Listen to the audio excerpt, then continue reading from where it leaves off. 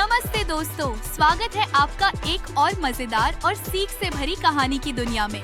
तो बैठ जाइए आराम से, क्योंकि आज मिलने वाले हैं कुछ बहुत ही प्यारे और गांव की कहानी से। बहुत समय पहले की बात है, एक सुंदर सा गांव था। नाम था चरित्रगढ़। वहाँ मिट्टी के घर थे, हरे भरे खेत थे और गांव के बीच में एक बड़ा सा बरगद का पेड़ था। उसी पेड़ के नीचे हर शाम सब लोग इकट्ठे होते थे, बातें करते, हंसते, किस्से सुनाते।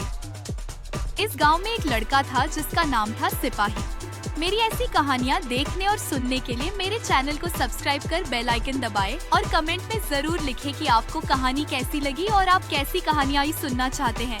बचपन में गांव से शहर पढ़ने चला गया था। कई सालों बाद जब वो बड़ा इंजीनियर बन गया तो सबको लगा कि अब वह कभी वापस नहीं आएगा। लेकिन एक दिन सबको हैरानी हुई, सिपाही आया। अपने माँ बाबा के पास बच्चे खुशी से दौड़े। सिपाही भैया आ गए, बुजुर्ग बोले। अब क्यों आया बेटा? सिपाही मुस्कुराया और बोला, मैं अपने गांव को बेहतर बनाना चाहता हूँ। सिपाही ने देखा कि गांव के लोग बहुत मेहनत करते थे, पर फिर भी फसलें कम होती थी।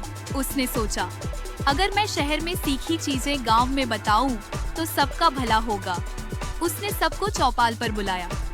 मैं एक नया तरीका बताना चाहता हूँ खेती का, सिपाही बोला, जिससे फसल ज्यादा होगी और मेहनत कम। कुछ बुजुर्ग बोले, अरे बेटा, हम तो ऐसे ही करते आए हैं। पर कुछ नौजवान और बच्चे बोले, हम सीखना चाहते हैं। सिपाही ने अपने खेत में नया तरीका अपनाया। पानी बचाने वाली मशीन लगाई, जैविक खाद डाली और अच्छे बीज लगाए। जब फसल आई तो सब हैरान रह गए। उसकी फसल सबसे अच्छी निकली। अब सब लोग सिपाही से सीखने लगे और सिपाही का एक नया नाम हो गया जादूगर। अब उसे सब लोग जादूगर के नाम से पुकारने लगे। खेतों में हरियाली लौट आई, बच्चे स्कूल जाने लगे। और तो और, जादूगर ने गांव में एक छोटी सी लाइब्रेरी भी खोली। अब बच्चे वहां जाकर कहानियां पढ़ते थे।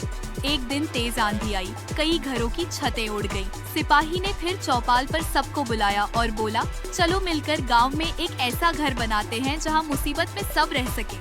गांव की औरतें भी आगे आईं। उन्होंने मिलकर सिलाई बुनाई का काम शुरू किया।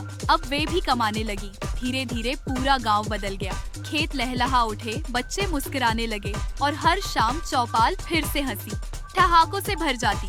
अब जादूगर का नाम गांव के आसपास भी मशहूर हो गया। एक दिन सरकारी अफसर आए और बोले, चरित्रगढ़ अब आदर्श गांव बन गया है। जादूगर भैया मुस्कुराए और बोले, यह सब अकेले नहीं हुआ, यह हम सब ने मिलकर किया। बच्चों की तालियां गूंज उठी और बरगद का पेड़ जैसे कह रहा हो, जहां सब मिलकर काम करे, वहां सच्चा जादू होता है। सीख, अगर हम सब मिलकर मेहनत करें और एक दूसरे की मदद करें, तो कोई भी गांव या घर बहुत सुंदर और खुशहाल